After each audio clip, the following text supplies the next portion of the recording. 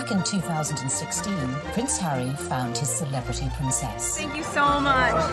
When Harry met Meghan, a fairy tale romance blossomed. I was beautifully surprised when I walked into that room and saw her, and there she was sitting there. I was like, okay, well, I really have to up my game.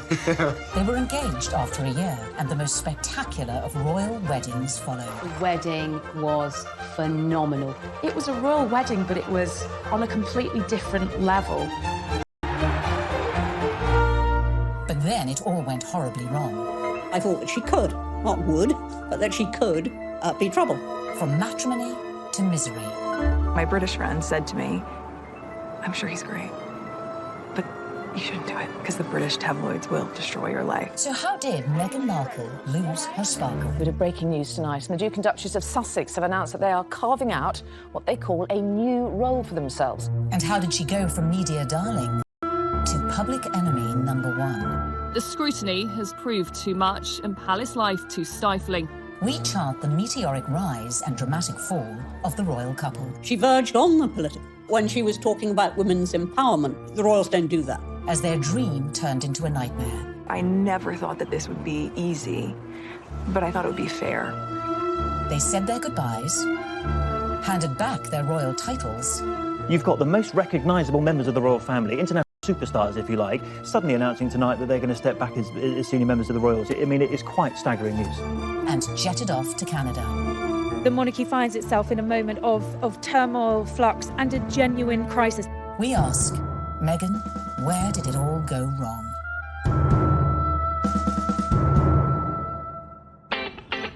In her dating years, Meghan was said to be an avid reader of 90s book, The Rules, a self-help dating guide read by millions worldwide. But the rules ain't got nothing on the Meghan Markle handbook. Beginning, of course, with step 1, be born into showbiz. To bag your Prince Charming, it always helps to start off in life with celebrity connections.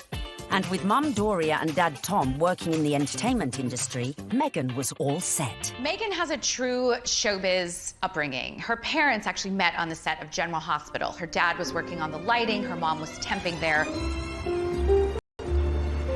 It was the late 70s when my parents met. My dad was a lighting director for a soap opera, and my mom was a temp at the studio. I like to think he was drawn to her sweet eyes and her afro, plus their shared love of antiques.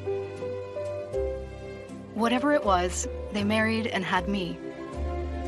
They moved into a house in the Valley in LA to a neighbor. Nice, huh? You like these ponytails? Unsurprisingly, young Meghan soon caught the acting bug and would often visit her dad on the set of long-running TV sitcom Married with Children. Meghan had very much a showbiz upbringing. She would have been on set occasionally. She would have met famous actors and actresses probably from a young age, and understood that they were just people, and understood that there is a work that goes on behind the camera, because that's what her dad did. So she would have seen the reality of what it means to be famous at a very early age. Married with Children was, at the time, considered so risque, it was even boycotted by some viewers. So I grew up on the set of Married with Children every day after school for 10 years. I was there. Wow. I know. It's a very perverse place for a little girl who went to Catholic school, no less, to grow up. There were a lot of times my dad would say, Meg, why don't you go and help with the craft services room over there? This is just a little off-color for your eyes. I wasn't allowed to watch it at home.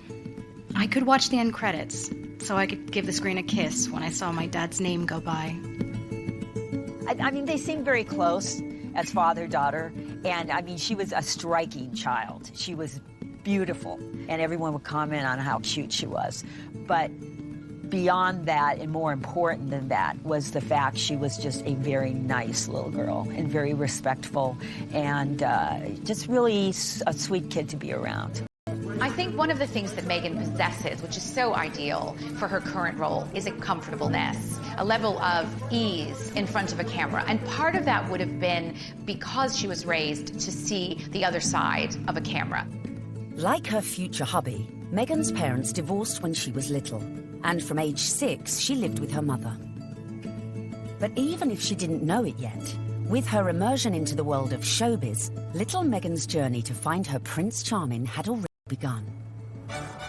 As developing a social conscience from a very early age is step number 2. We all know royals love a good charity fundraiser and supporting important causes. So, to increase your chances of royal romance, get involved with a good cause from an early age. Although Meghan's parents were divorced, together they instilled in her a sense of social justice. My mom and dad came from Middleton, so they made a choice to give a lot. Buying turkeys for homeless shelters at Thanksgiving, delivering meals to patients in hospice care, donating any spare change in their pockets to those asking for it. This is what I grew up seeing, so that is what I grew up being. A young adult woke up when I knew something was wrong. While still at school, unbeknownst to her, young Meghan was already learning one of the key attributes to being a princess: helping those less fortunate.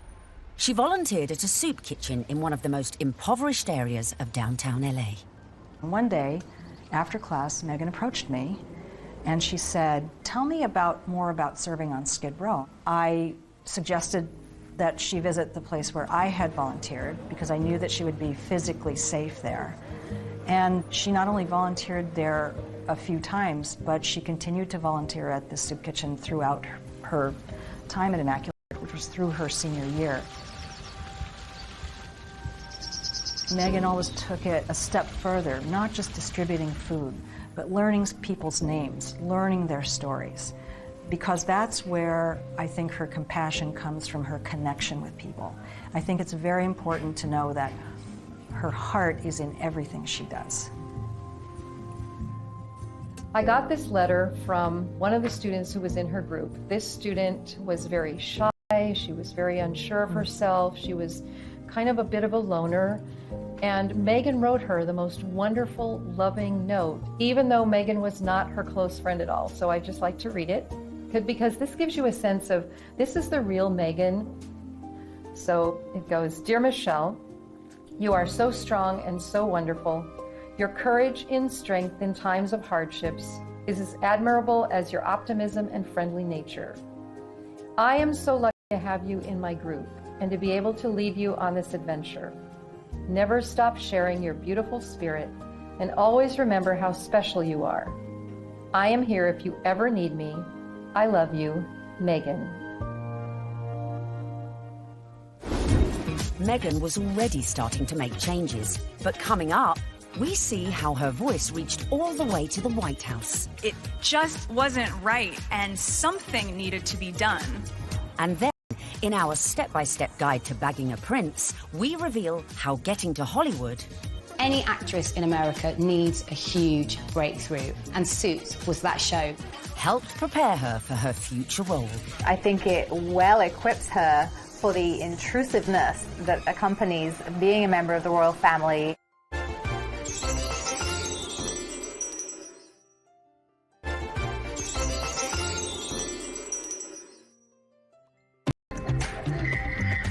While still at school, Meghan had developed a strong social conscience. And as she grew, so too did her passion for change. Please welcome Meghan Markle. Which in 1993 took her all... That doesn't feel like enough, does it? It's just great evening. Maybe that's better.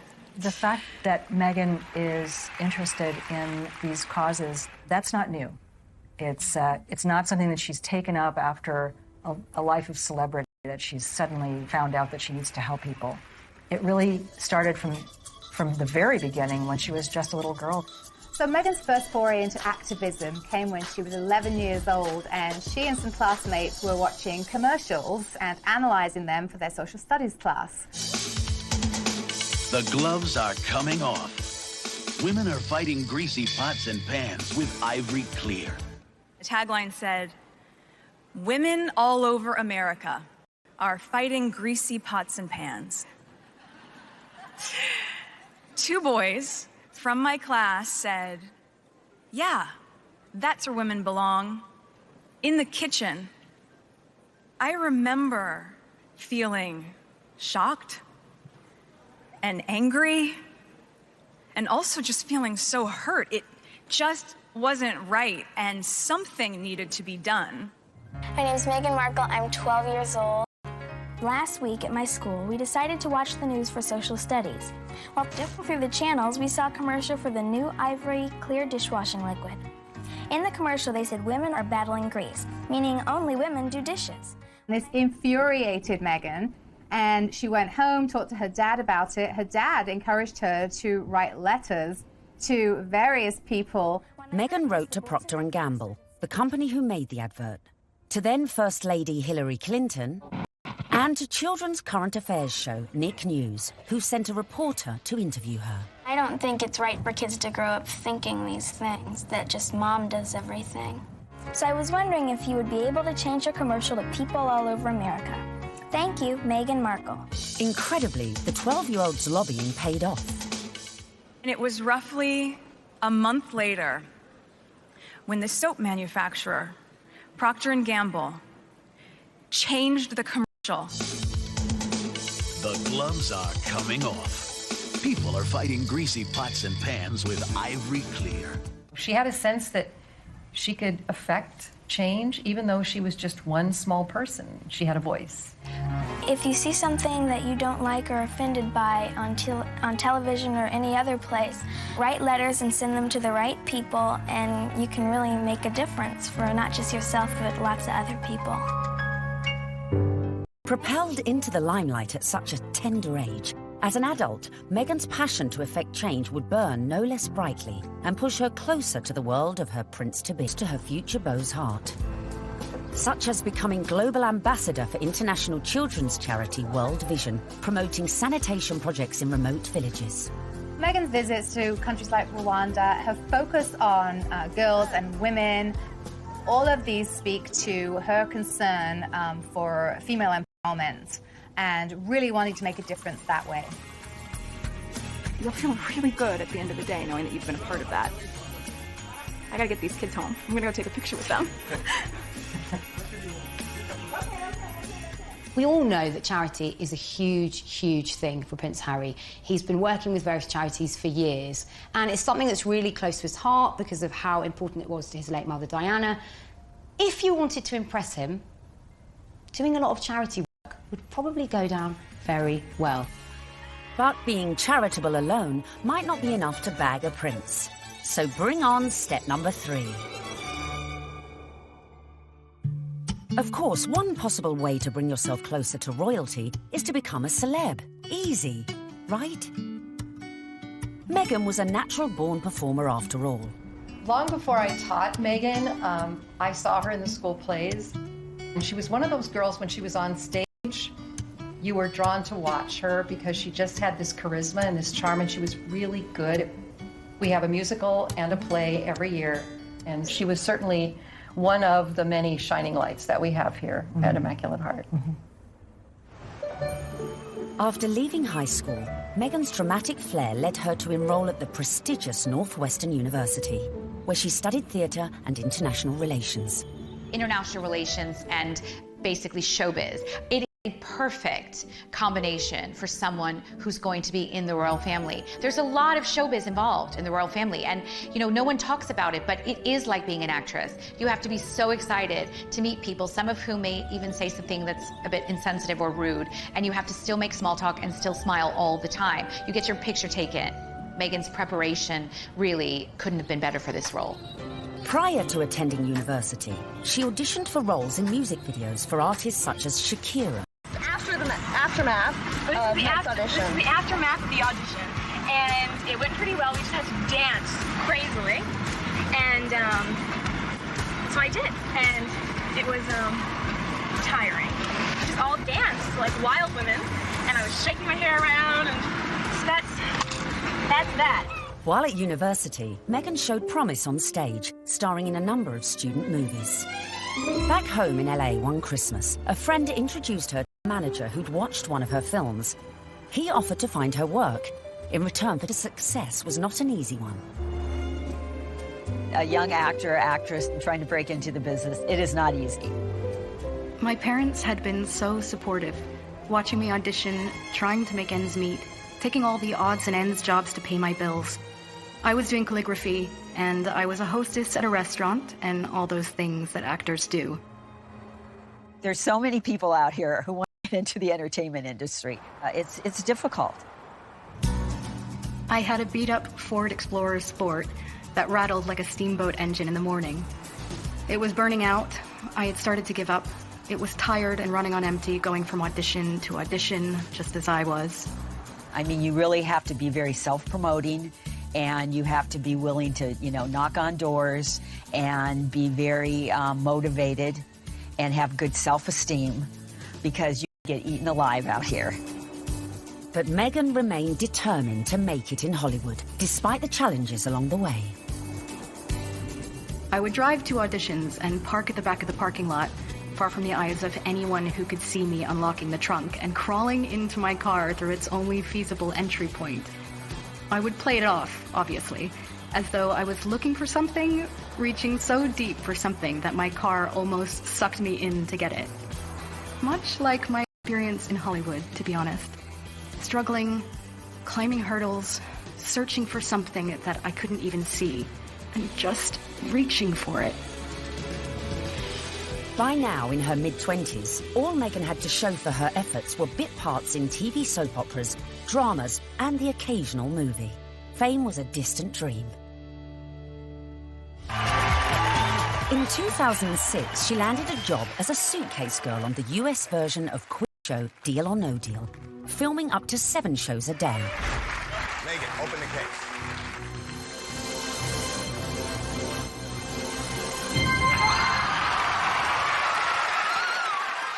For somebody like Meghan, appearing as essentially an adornment on a game show would not be her ideal job. I'm sure she appreciated the paycheck, but she would have felt creatively unfulfilled. Just to be seen as a pair of legs or a pretty girl holding a briefcase full of cash, that's not what Meghan was after. But unfortunately, that is part of what leads to fame. You have to kind of pay your dues. You don't just start out on a show like Suits. I would put that in the category of things I was doing while I was auditioning to try to make ends meet. I was the ill-fated number, which for some reason no one would ever choose. I would end up standing up there forever in these terribly uncomfortable and inexpensive 5-inch heels, just waiting. But they were limited. Her dad was a lighting director. He wasn't an executive producer. So Meghan had to pay her dues like a lot of other young, beautiful actresses today. Along with the fierce competition facing any young actress trying to break Hollywood, Meghan had a further challenge: her mixed-race heritage. It took quite a few years for Meghan really to be comfortable with her identity. Hollywood didn't help with that, and it must have been very hurtful and very frustrating for her at times.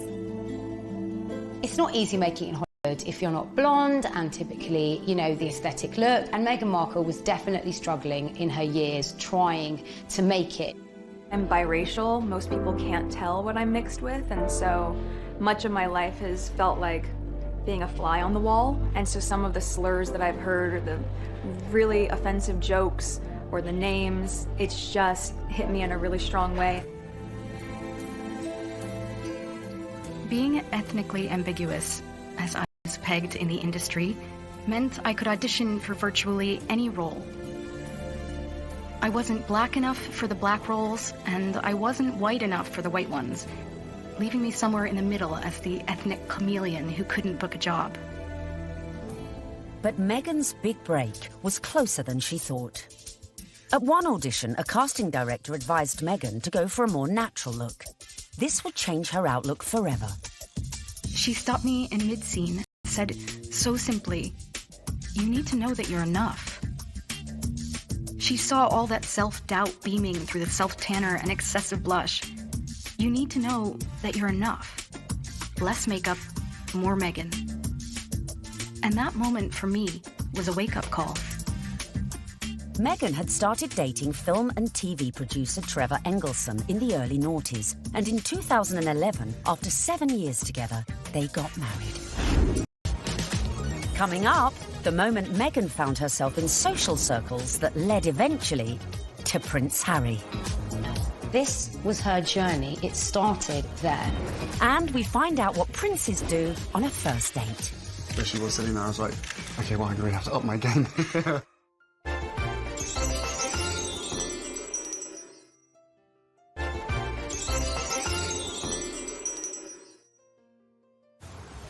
Bagging major TV role isn't easy. But luckily for Meghan, her breakthrough was just around the corner.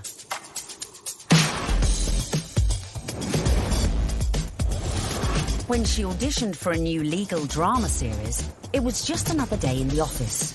Or so she thought. Suits was set in New York, but filmed in Toronto.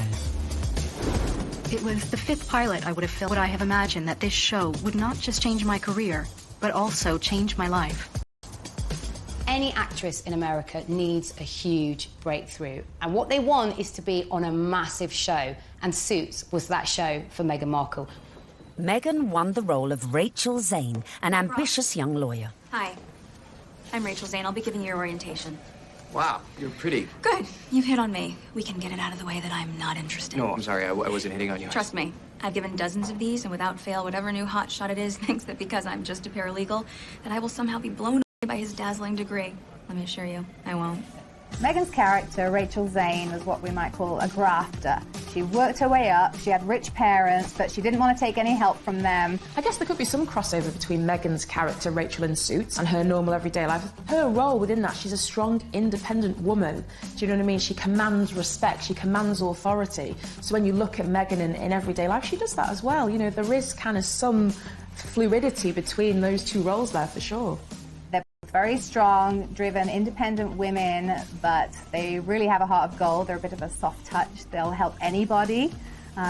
We know this of Meghan, and I think as the show went along, Meghan was able to incorporate more of herself into the character.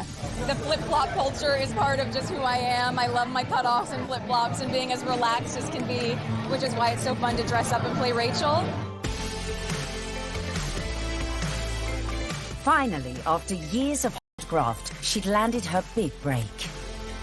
The show was a hit. The USA Cable Network commissioned a second series, and Meghan moved full-time to Canada to be near the studio.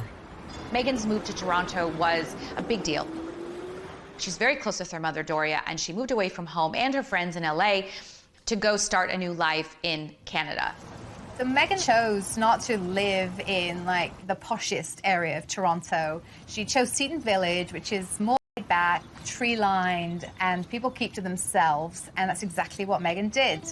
So much so that her neighbors didn't even know who she was. But not for long. The show soon became an international smash, catapulting Meghan to fame and to becoming a household name. I'd never watched Suits. I'd never heard of Meghan before. Well, nearly a household name. He had to say that. She was so sexy in it. He couldn't say, like, I've actually seen her, like, passionately kissing loads of guys. And I was like, yeah, I want to marry that. When she landed the role in Suits, Meghan became a legitimate, bona fide celebrity. This was the first time that, you know, she would have had her name called out on a red carpet. This was the first time she would have been tapped. So this was a big adjustment for her, and it all happened away from home. But being away from home wasn't without problems. For two, the problem with the marriage was the distance. And no sooner were they married than she got the gig on Suits, and she was in Toronto and he was in LA. And the relationship just didn't last. Meghan may have been unlucky in love, but her star was on the rise. And with stardom came power. Before filming season 4 of Suits, Meghan complained to the program makers. She once said that every script seems to begin with, Rachel enters wearing a towel. And at some point, she put her foot down and was like, no, I'm not doing that. She doesn't need to be that. And the character evolved. I didn't think you'd be so naive. Excuse me? Your job wasn't to talk to Mr. Bailey once, and after being moved by his tale of woe, tell me to jump him to the top of the pile. It was to assess his case and present evidence. And it's exactly what I'm doing here. I just left 2 boxes of textbook prosecutorial misconduct with your secretary. You found all of that since yesterday? Yes, because while I may only be a second-year law student, I have been a practicing paralegal for the past 8 years. Looks like I have some reading to do. I'm sorry for interrupting your day. Good afternoon, Miss Zane. Meghan's global exposure as Rachel Zane was perfect prep for another future role. I think it well equips her for the intrusiveness that accompanies being a member of the royal family and being followed at every turn, because she was very used to, you know, sort of putting her own life in the spotlight.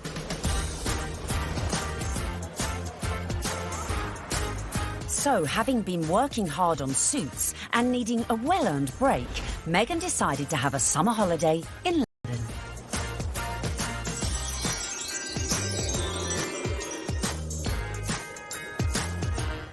The summer of 2016, which turned out to be a very important summer for Meghan, was actually initially a bit of a getaway, a bit of a girls' holiday, a romp around Europe, a celebration of the fact that she was newly single, and she decided that she'd come on a road trip.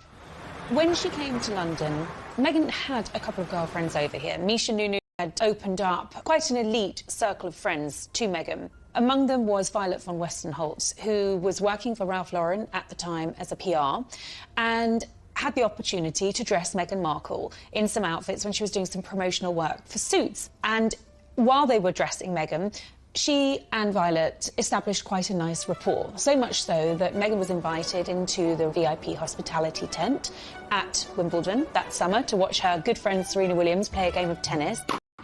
Obviously, you go to Wimbledon and you hang out in the VVIP area. She was sitting in the royal box, pretty much. She was just close by. All the pictures have shown she's like an arm's throw away from Pippa Middleton. Is rumoured to have suggested Meghan might like her friend Harry. That's Prince Harry to you, who also just happened to be single. Amazingly, for a royal romance, it started on Instagram. And Harry had a look through Meghan's Instagram page. I was told Meghan had a look through Harry's Instagram page, and it was Violet who really had brought them together. She played matchmaker. Whoever set them up must be sitting there, literally patting themselves on the back. Can you imagine being the person that introduced them? Because it's like the best PR move ever. I didn't know much about him, and so the only thing that I had asked her when she said she wanted to set us up was, I had one question. I said, well, is he nice? Their first date is believed to be at Soho House in London. Meghan had strong ties to Soho House. She was a regular at the Toronto outpost and very good friends with Marcus Anderson, who is one of the directors of Soho House. Marcus Anderson cleared rooms and corridors so that they could meet completely in private without the risk of being spotted or photographed. I was beautifully surprised when I walked into that room and saw her, and there she was sitting there. I was like, okay, well, I really have to up my game. I had to sit down and make sure I got a good chat. They got to know each other over a bottle of rosé. They clicked, I was told, immediately over their joint passion for charity work, their love of philanthropic work, and there was an immediate spark. We met twice back-to-back, 2 dates in London last July. Yes. Then it was, I think, about 3, maybe 4 weeks later that I managed to persuade her to come and join me in Botswana. What happened next was the start of fairy tales, as the couple embarked on a whirlwind romance. Harry and Meghan, they were both astonished at how quickly their relationship developed and how deeply they felt for one another, almost from the get-go. I think perhaps a sign that things had gotten off to a good start and were actually really accelerating rather quickly in terms of a royal romance was when Meghan started referring to Harry as Has to her friends, and he was affectionately calling her Meg to his. Though originally worlds apart, they had much in common after all, both with divorced parents, both famous, and sharing an interest in the developing world. It was one of the first things we started talking about when we met, was just the different things that we wanted to do in the world and how passionate we were about seeing change. I think that's what got date 2 in the books, probably. Plenty to talk about.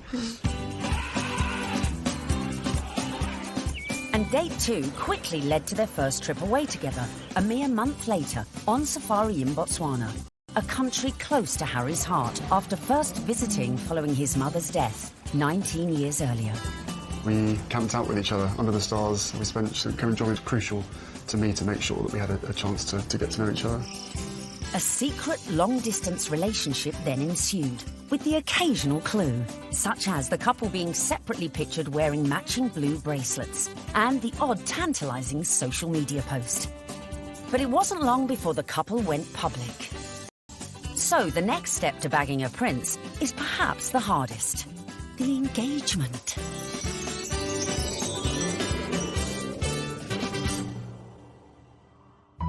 So, Has and Meg were love's young dream.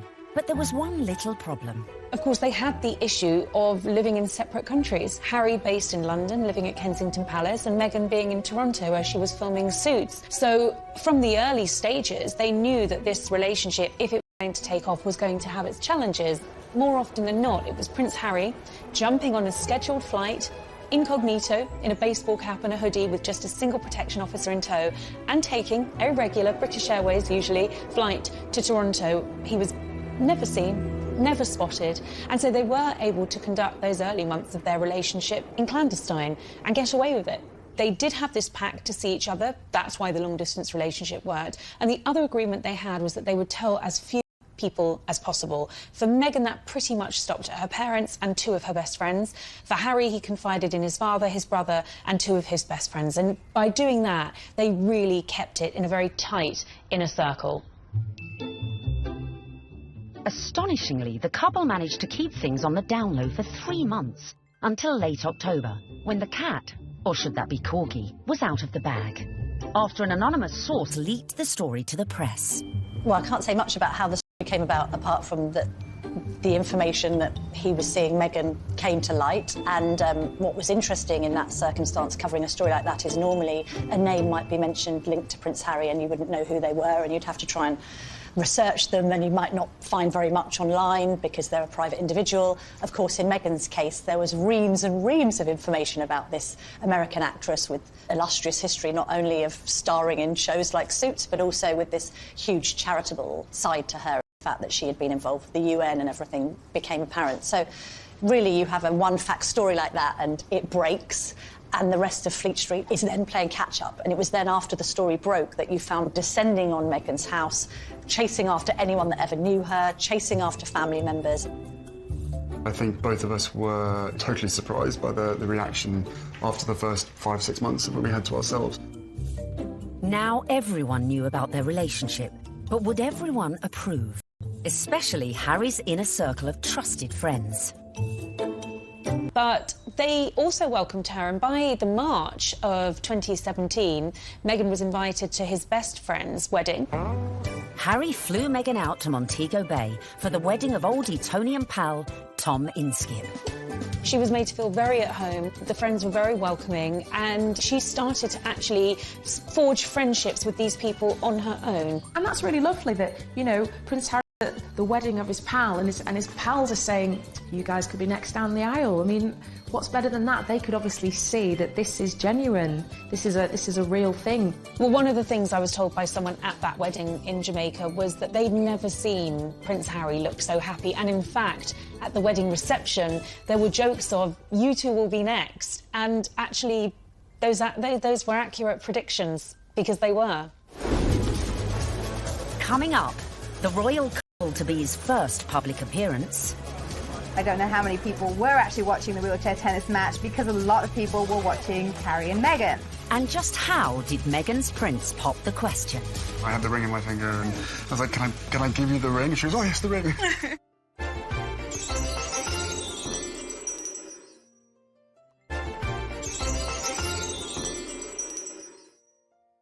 Extraordinary, with no attempts to hide away as they watched the wheelchair tennis at the Invictus Games. It was open to the public.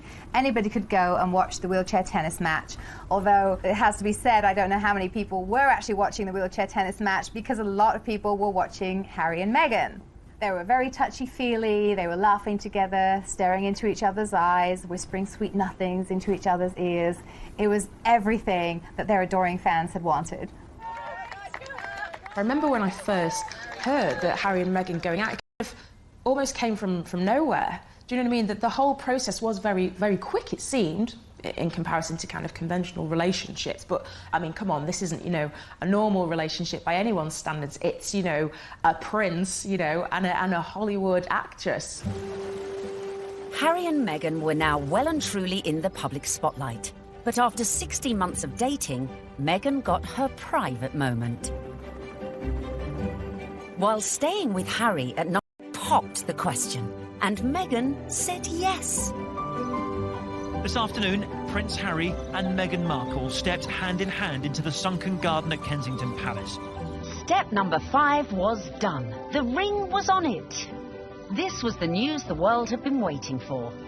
Meghan mania ensued, only fueled by a picture-perfect photo call on the 27th of November 2017. Harry, when did you know she was the one? Very first time we met.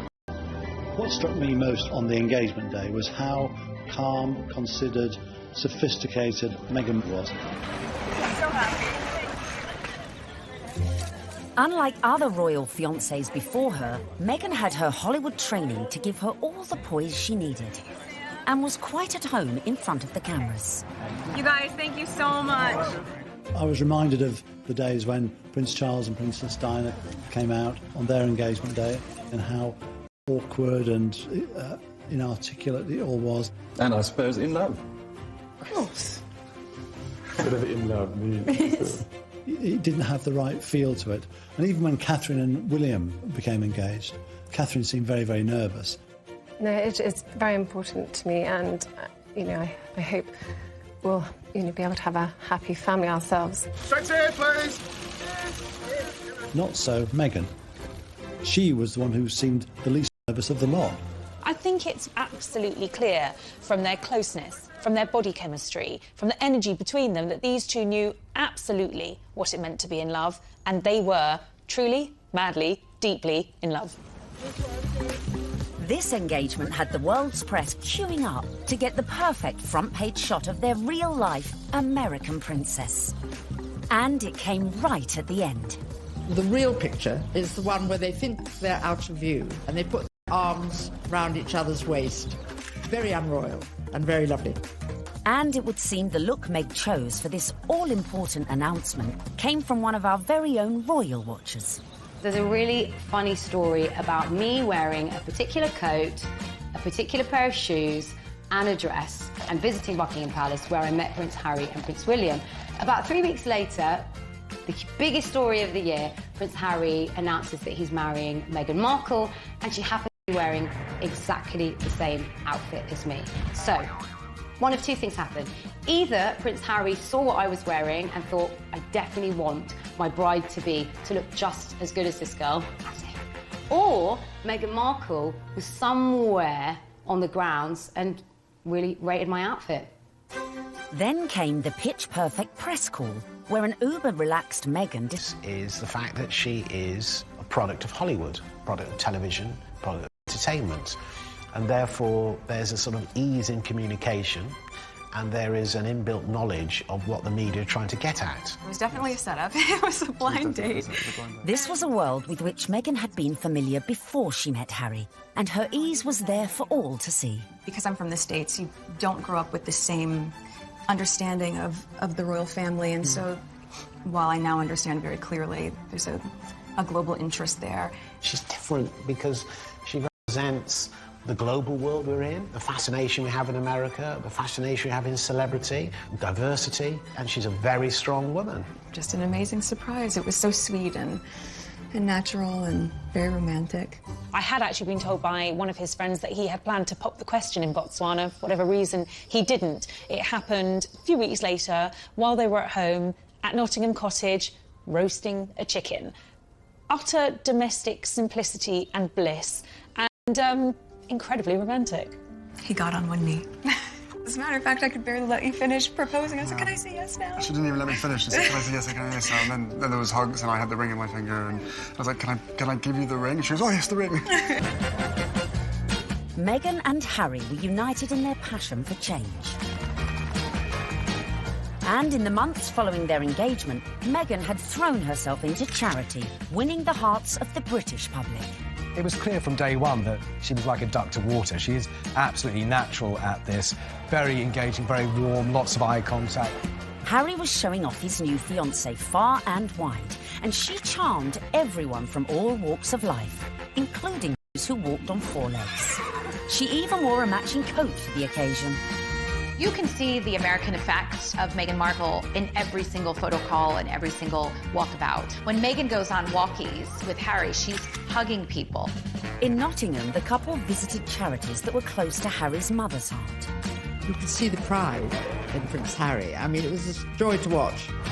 While back in London, a visit to Brixton brought Meghan even closer to the community. Believe it or not, everyone is listening, and I'm in the same room as the royal couple right now. They actually shook my hand. I didn't expect that. I thought, it would just be a distance. They were pretty cool. It was a real nice, good, feel-good factor. They should come more often. They really should. Our Meg. But would this be the case with the in-laws? The next step in Meghan's journey would be getting to know the firm. And the hotly debated topic of her background was never far from the fore. You be Harry, and I'm gonna be the, Queen Elizabeth, since I got this on, right? And you telling me about your girlfriend, okay? Hello, Harry. Grandmother, I met this beautiful woman, and she just happens to be mixed race. Step 6 in our guide to bagging a prince is charming the in-laws. One of the things I found really amazing when I was charting this story was just how warmly welcomed Meghan had been into the royal fold right from the early stages. The early meetings with William and Kate and Charles and Camilla, they were very welcoming. And actually the speed at which Meghan was introduced to the Queen was very surprising. When I looked back at Harry's relationship with Chelsea, it was several years before Chelsea was introduced to the Queen. Cressida, who dated Harry for 2 years, was never introduced to the Queen, but within a matter of mere months of dating her, Harry had Meghan meet the Queen. She's an incredible woman. And the corgis took to you straight away. That's true. In fact, Queenie was so impressed that mere weeks after the couple's engagement, she took the unprecedented move of inviting Meghan to spend Christmas in Norfolk at Sandringham, giving Meg the opportunity for a serious charm offensive. It was a tremendous break with convention that the Queen invited Meghan, who was, after all, just a fiancée, to Sandringham, because normally it's just the wives and the husbands of members of the royal family who are allowed there. I was told that the Queen's feeling was this. She's preparing to give everything up for her grandson. Her career, her identity, her nationality, her home in Toronto, everything to be with Harry. And the Queen's feeling was the very least we can do is to make her feel welcome at Christmas. It does show that the Queen is walking in step with the change of the guard at Buckingham Palace. This would have been a far different Christmas to the one Meghan spent in LA the previous year, with the historic 20,000-acre estate playing host to all sorts of little family quirks that would prove a challenge to any outsider. Well, Meghan would have had to get her head around quite a few royal family traditions. They open their presents on Christmas Eve. The presents that they exchange aren't what you'd really expect for members of the royal family.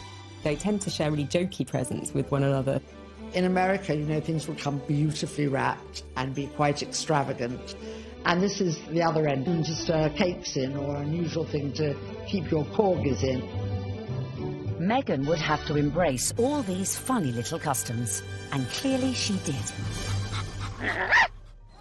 After spending the night in her unfamiliar surroundings, the bride-in-training faced her public in that most royal of festive traditions. The post-service walkabout at St Mary Magdalene Church. Well, the Sandringham Church photo is the timeline through history. You have a snapshot every year of those people closest to the throne. Now, often you're looking at a picture of a child who was barely able to walk, perhaps a year ago, and suddenly they come out of the church. That image will change.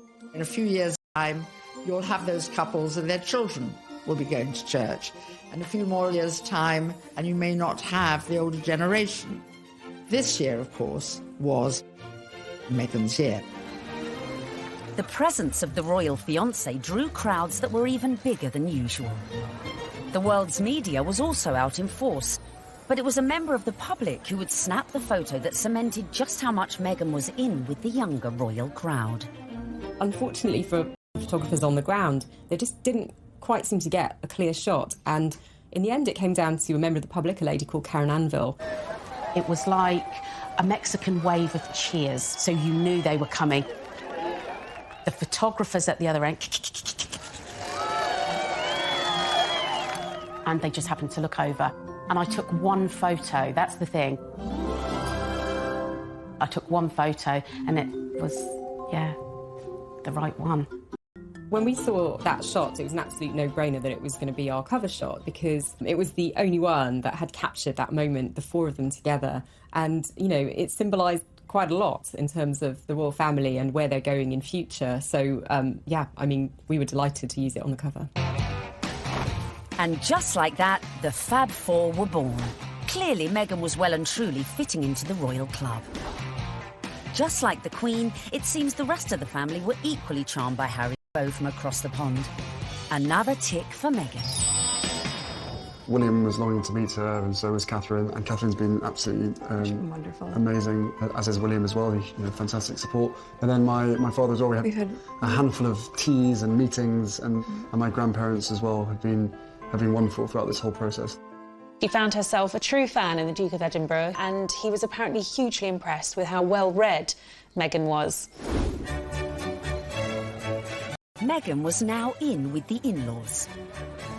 But coming up, events were to turn increasingly tricky, dealing with critics from near be trouble and far.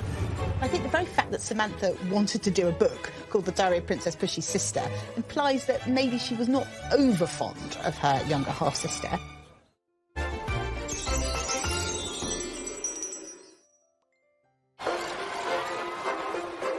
Meghan was proved popular with the in-laws, the friends, and was now conquering the British public.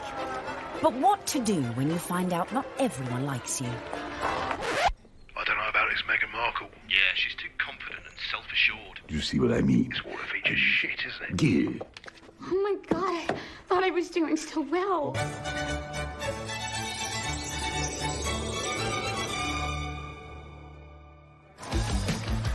When the news that Prince Harry was dating an American actress first came out, I think that the reaction amongst the British public especially was equal parts excited and disapproving, because she's not British. From the very moment Harry and Meghan's relationship had broken in 2016, much of the press inevitably had gone raking through Meghan's past. They made it sound as though she had grown up in, like, the slums of LA, like, riddled with, like, gangsters and drugs. With some reports focusing on the breakup of her parents' marriage and relationship with her half-siblings. Time is 7 minutes. Harry didn't help matters when he went on to guest edit BBC Radio 4's Today programme. It started well. Morning. Very good to see you. He got some of his mates on the show, like this guy. Okay. Do I need a British accent? But if you start using long pauses between the answers, you're probably going to get the face. Let me see the face. Oh, okay. But during the course of the programme, Harry answered one question about Meghan. It was your future wife's first Christmas with the in-laws. How was it? She really enjoyed it. The family loved having her there, and it's the family that I suppose she's never had. It's the family that I suppose she's never had. But Harry's comments did not go down well with one member of his future wife's family. Meghan's half-sister Samantha was very cross with what Harry said on the Today programme about the family not being close or a normal family. Samantha tweeted that that was really not the case, and she defended their family as a normal family, a close family, a loving family, and didn't understand what Harry was talking about. And that wasn't the last we'd hear of Samantha, who went on to threaten publication of a tell-all book called Diary of Princess Pushy's Sister. I think the very fact that Samantha wanted to do a book called The Diary of Princess Pushy's Sister implies that maybe she was not over fond of her younger half-sister and maybe is a little conflicted about Meghan's success. There's no bigger media vulture with this wedding than you, is there, Miss Markle? I mean, how you have the gall to come on here and talk about media? You've been trashing it for 2 years, you little vulture. I've made it clear in several interviews that you can't judge a book by its cover, and similarly, you can't judge a book by its title. Samantha also criticised Meghan's charity work. If you are interested in helping those less fortunate than yourself, it really should begin at home. Could all this bad publicity derail the wedding? And just how should Meghan respond to this particularly barbed attack? The temptation must have been huge for Meghan to have responded to the critics, who were, of course, her family members. She kept a dignified silence. I mean, you've got to feel for Meghan. What would you do if your family were being an absolute nightmare? It is seriously embarrassing. So she does what any of us would do. Hashtag ignore, ignore, ignore. But would Meghan be able to keep her composure in the face of her next critic.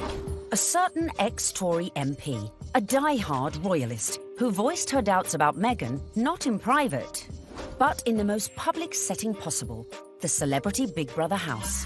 OK, let's take a vote. I think she's trouble. How long do you think she's going to be? 5 years, 10 years, 20 years? Why do you think she's trouble, Anne? Background, attitude, I worry. She's older than him. She's been married before. Yes. I add it all up and I'm uneasy. But there we go. Quite frankly, I was shocked when Anne Widdecombe said that what she said. I mean, I've always thought that she was a sensible woman. She seems to be jumping to conclusions without looking at any evidence. The ex-minister's comments sent the Twitter sphere into meltdown. When I was on Big Brother, I was called every it and every ist going. I was homophobic, xenophobic, racist, sexist, misogynist. Nothing I said could have been remotely construed as racist by any sensible observer. I mean, all I said was I thought that because of her background, and I was thinking of freewheeling Hollywood background, you know, former marriage, all the rest of it, that because of her background, I thought that she could, not would, but that she could be trouble. She had, I think, the older generation's view of this is an outsider, a foreigner, coming into a very British organisation, almost, you could say. How is that going to work? The thing that all of us have to do is adapt. We're in the here and now. Embrace. But one woman who was not prepared to embrace was Jo Marnie, girlfriend of then UKIP leader Henry Bolton, who sent a series of racist texts. Even then, Meghan kept quiet.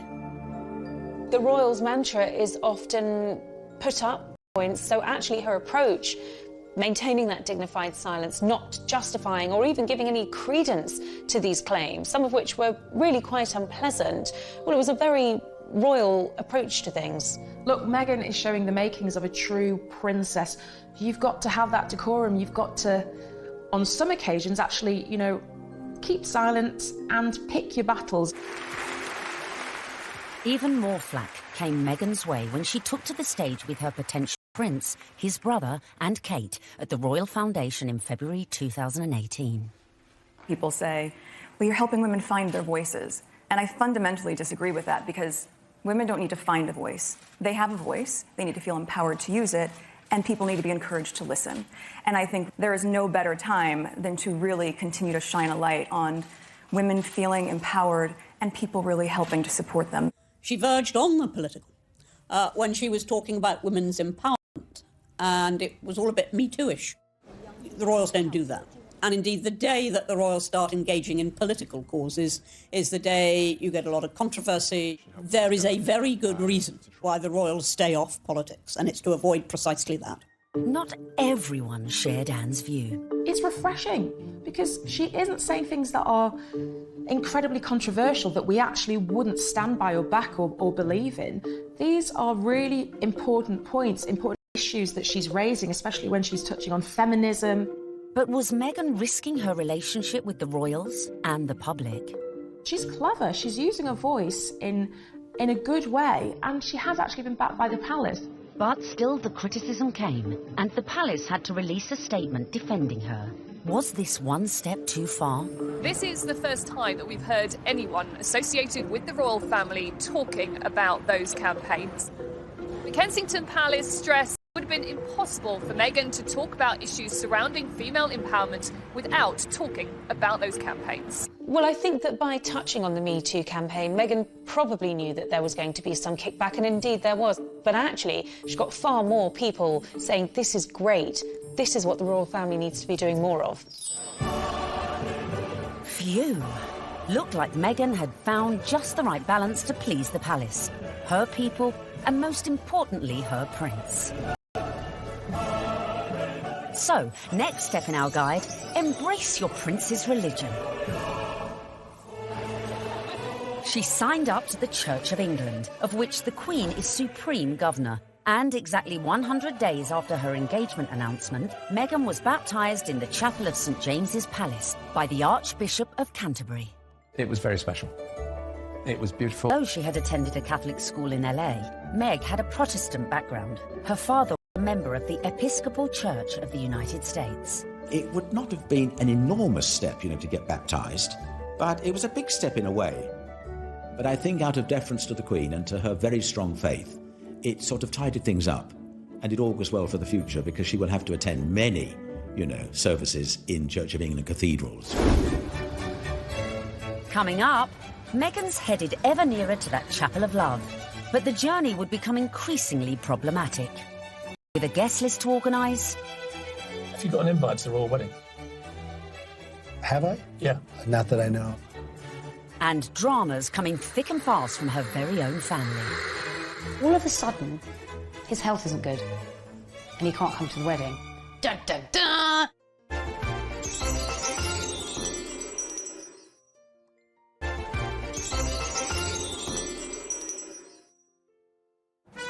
Welcome back, where we find Meghan almost at the final furlong of her romantic journey. But managing your wedding carefully was not to prove so easy for our Meg. First hurdle, the date. The wedding of Prince Harry to Meghan Markle. The date, the 19th of May, 2018. Recent royal weddings had all been held on weekdays, but not this one. I think that they thought, we want people to enjoy this, so why not do it on a Saturday? And if you think about most weddings that you and I go to, they're at the weekend. So why wouldn't you follow suit? But there was one reason to avoid that Saturday. It had already been announced as the date of the FA Cup final. As president of the Football Association, Harry's brother Prince William was expected to take his usual place in the royal box at Wembley. And millions more were looking forward to watching the game on TV. I think my wife would probably want to see the royal wedding. So what I'd probably do, I'd probably leave her on her own, maybe some of her friends. I'll go somewhere else where like-minded people want to watch the FA Cup final. I would so prefer to watch a royal wedding, not interested in football. Harry and Meghan solved the problem for TV viewers. They announced that their ceremony would begin at noon, several hours earlier than kick-off time. But Wills decided to avoid the fixture clash altogether, scrapping his Wembley appointment to concentrate fully on his little brother's wedding. Next hurdle, the tricky protocol of who to invite to a royal wedding. Have you got an invite to the royal wedding? Have I? Yeah. Not that I know. Would you like to go? I want them to be happy. I really want them to be happy. They look like a lovely couple. Meghan Markle did say you were a divisive misogynist. Well, I still hope they're happy. It was a source of quite a lot of amusement, him. So Donald Trump is mad because Prince Harry didn't invite him to the wedding, to the royal wedding over there in England. I don't even know why. I don't know why you mad. You shouldn't even be surprised, Donald. Don't nobody like you. The apparent decision to snub the US president may have been a source of jokes for comedians. But according to some sections of the media, it was also a potential embarrassment for the Queen. Could this dash all Meghan's good work? Especially in light of reports that the couple had invited Trump's predecessor, Barack Obama, a friend to them both. But as Harry and Meghan's wedding was a non-state event, that meant the couple could pretty much invite whoever they wanted. This is not a state occasion, this wedding. He can invite his friends and Meghan's friends. He doesn't have to invite Trump. It's as simple as that. So the date was set, the invites were out, the corgis were brushed, and all was looking rosy for the big day, and for Meghan to finally become Mrs. Prince Harry. Until... That week lead up to the wedding was like watching an episode of EastEnders. It was an extraordinary week, completely overshadowed by the debacle over Mr. Markle. We were told that Thomas Markle would be walking his daughter down the aisle. In fact, a story that broke the weekend before in the Mail on Sunday undid all of that. Thomas Markle was revealed to have been staging fake pictures for the press to bolster his image pre-wedding for the reported sum of $100,000. First of all, the pictures are leaked. Her dad is posing for pictures with paparazzi. Such was the embarrassment Mr. Markle felt he'd caused to his daughter that at the 11th hour he pulled out of the wedding. It got so confusing. It was like, is he going to be coming to the wedding? Isn't he? Meghan, I was told, was utterly heartbroken. She said that she forgave him for the photographs. She wanted him there to walk her down the aisle on the big day, and he agreed he would do it. Until... all of a sudden, his health isn't good.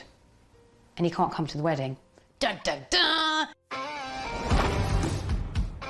Thomas Markle said he felt that the heart attack had probably been brought about by his son writing an open letter in one of the tabloids, basically telling Harry that it wasn't too late to get out of this wedding and that his sister was nothing but trouble.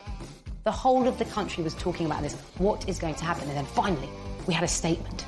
It was a roller coaster of emotions, in fact prompted Meghan to issue her very first solo public statement, and very tellingly that statement began with the word sadly. Must have been really difficult because in the end, you know, it was announced that her father, without an invitation.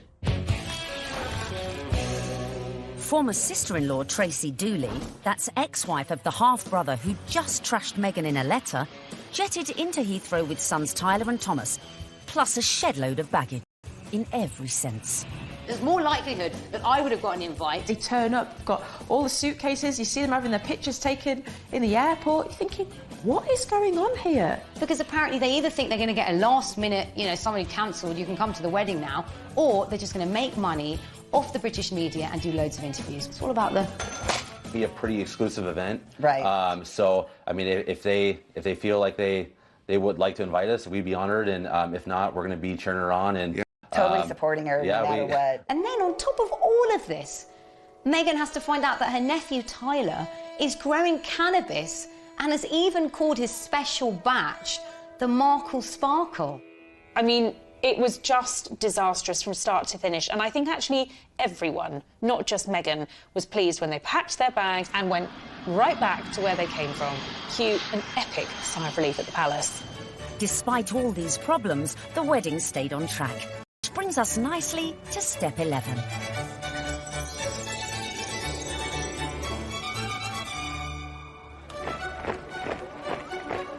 Finally, on the 19th of May 2018, less than 2 years after Harry and Meghan's very first date in Soho House, the day we'd all been waiting for. The world tuned in for the fairy tale wedding of the century. Let's face it, if you're marrying a prince, you may as well pull out all the stops. Meghan and Harry really did have the ultimate fairy tale wedding. You know, they didn't choose St. Paul's Cathedral, where, of course, we saw Charles and Diana wed. They didn't choose Westminster Abbey, like William and Kate. They chose Windsor, which is a lot smaller and feels a lot more private. I was there at the wedding on the day, and Windsor felt like literally a fairy tale come to life. Everything was magical. And as the 600 guests drifted in, it was a veritable who's who of the world's A-listers, from music, film, and sport. I think this was the very first really modern royal wedding that we've ever seen, and it was a true marriage of Hollywood royalty with British royalty. Oprah Winfrey, Idris Elba, George Clooney and Amal, and a cast of Suits. You had Hollywood stars mingling with British aristocracy. It was extraordinary to see.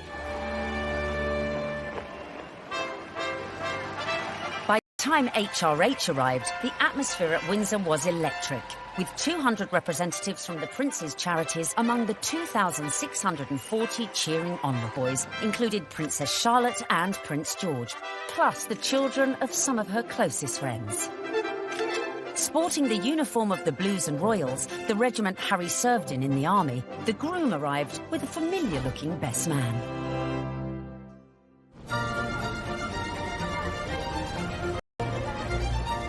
Right on cue, Meghan arrived with Mum Doria in the Queen's Rolls-Royce Phantom 4.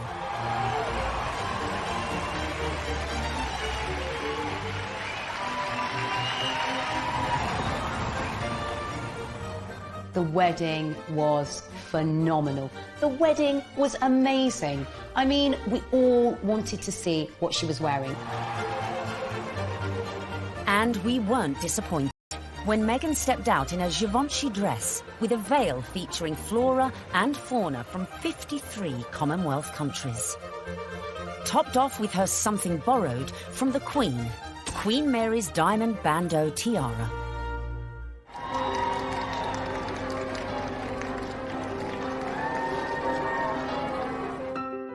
But with an absent father, who would walk Meghan down the aisle? Prince Charles, rising To the occasion, Prince Charles walks her down the aisle. It's amazing. Hashtag the power of love. Hashtag love survives. When you saw it on the day, it felt like the right thing to do. It was a wonderful way of Charles saying, welcome to the family, and actually of Meghan showing the world just how close she already is to her father-in-law. Meghan had successfully won over her in-laws, and here it was on display for all the world to see.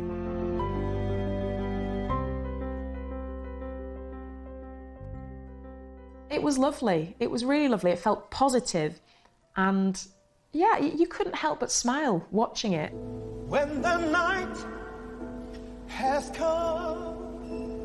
So, not only had Meghan married a prince, but she had ensured that their wedding would be one that the British public would never forget. And neither would the 60 million who tuned in from around the globe.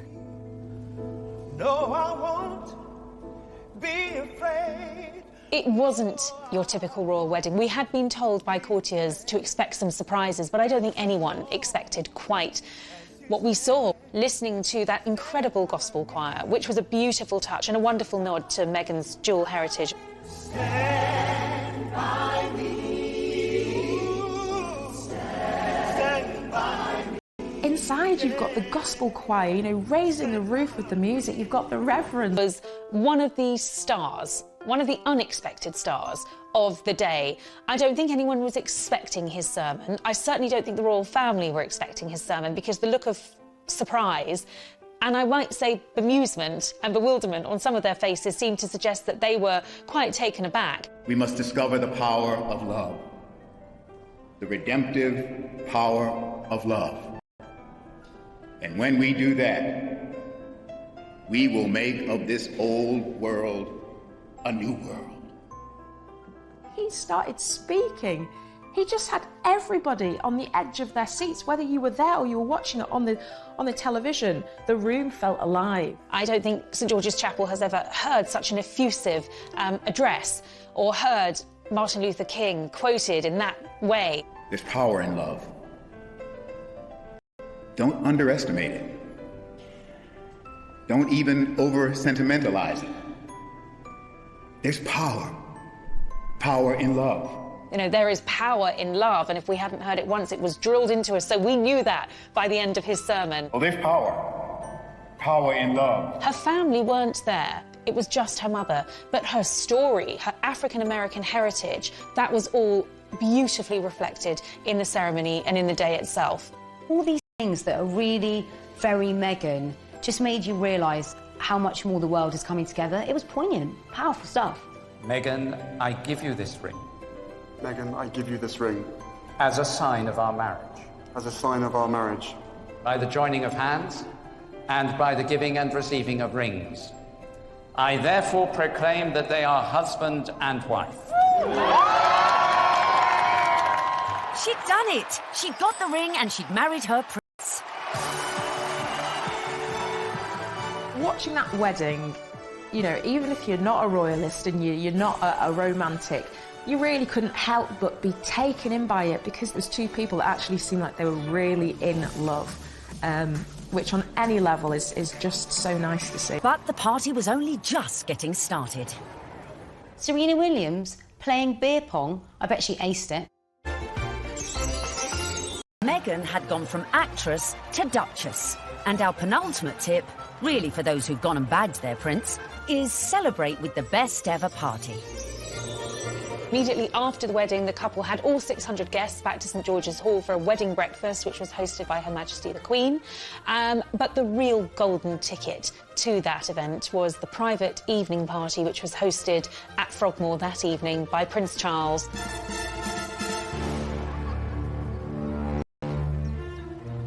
We saw, of course, Meghan's dress for the after party, which was by Stella McCartney. She looked glamorous. Harry looked like James Bond walking out of the palace to get into their vintage Jaguar. This was a very modern, sexy, gorgeous couple. We saw the couple speed away in that beautiful blue E-Type Jaguar. Meghan resplendent, it has to be said. Harry looking more James Bond than Prince Harry. Anyone who was anyone was there. sipping on their When Harry Met Meghan ginger and rum cocktails. George and Amal, Serena Williams, James Corden and Idris Elba, who turned DJ for the night and span a few tunes.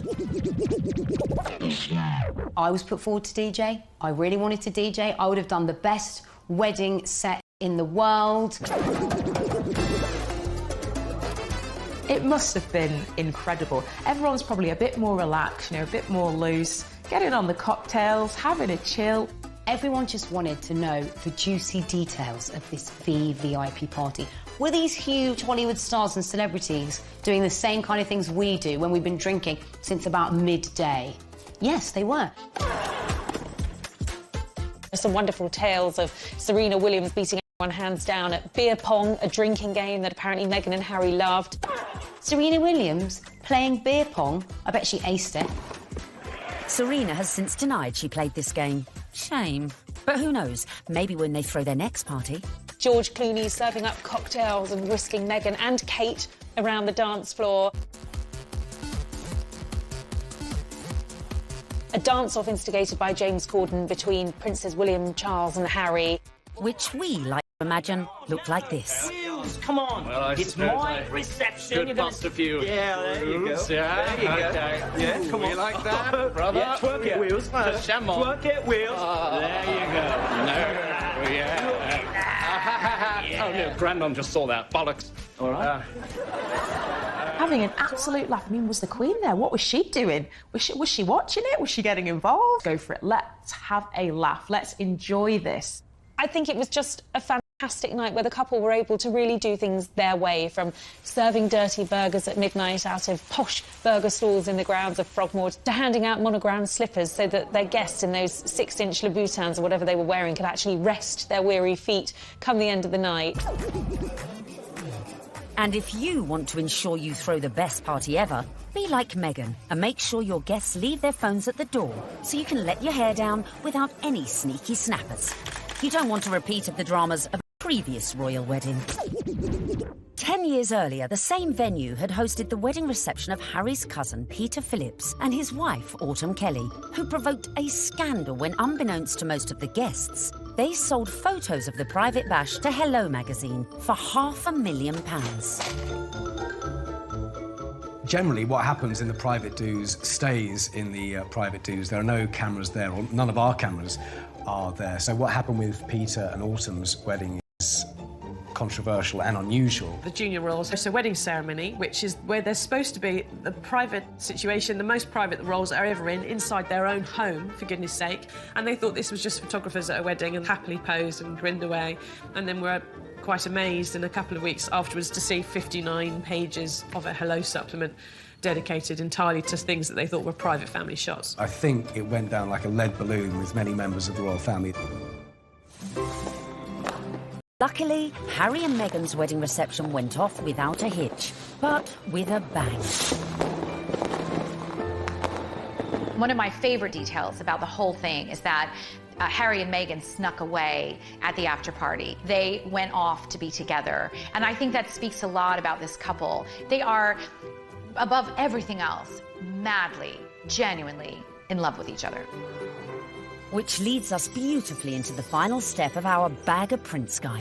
Live happily ever after. What will we see next? I think we will see them both just dive into work. I think there's a feeling about the two of them that they don't want to hang around. They want to get involved with their charities. She seems to be a woman with a mission, and I don't think it'll be long before we hear exactly where she's going to focus her energy.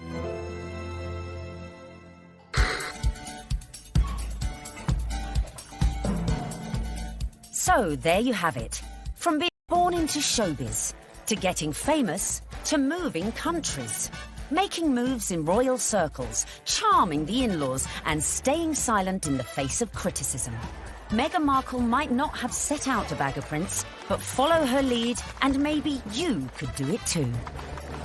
It was the ultimate her journey from the leafy suburbs of LA to Toronto to Kensington Palace to St George's Chapel has been a monumental epic and frankly incredible story. It's so good to meet you. She's a modern woman.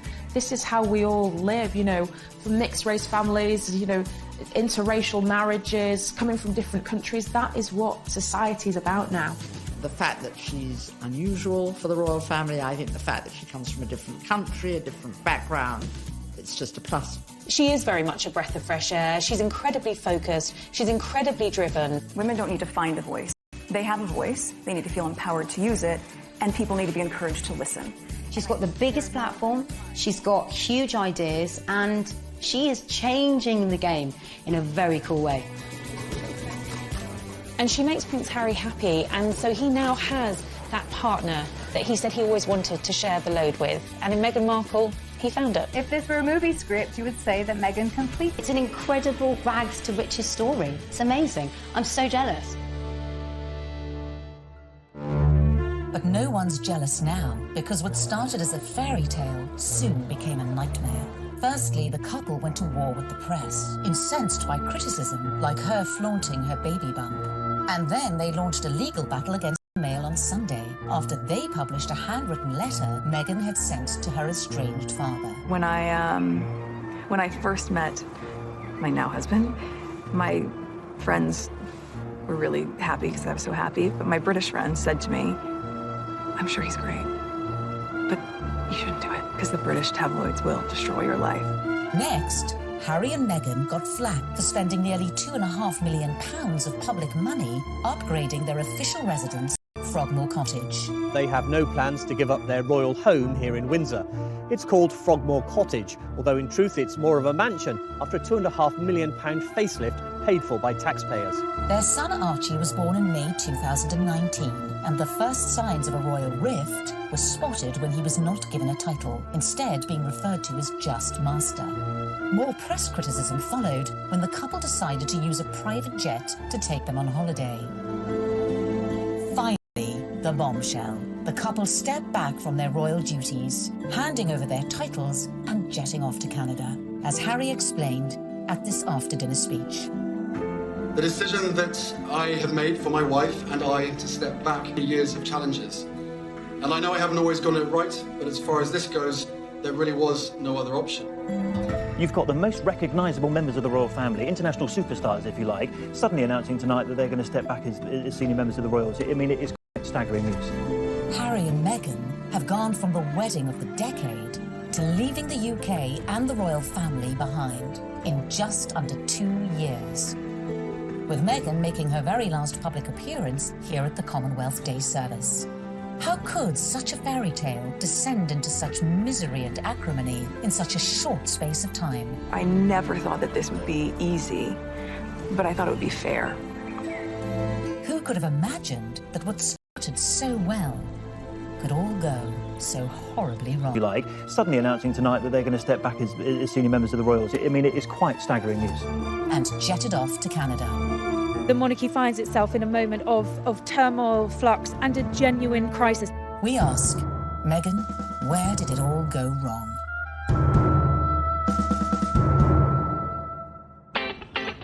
In her dating years, Meghan was said to be an avid reader of 90s book, The Rules, a self-help dating guide read by millions worldwide. But the rules ain't got nothing on the Meghan Markle handbook. Beginning, of course, with step 1, be born into showbiz. To bag your Prince Charming, it always helps to start off in life with celebrity connections. And with Mum Doria and Dad Tom working in the entertainment industry, Meghan was all set. Meghan has a true showbiz upbringing. Her parents actually met on the set of General Hospital. Her dad was working on the lighting, her mom was temping there. It was the late 70s when my parents met. My dad was a lighting director for a soap opera, and my mom was a temp at the studio. I like to think he was drawn to her sweet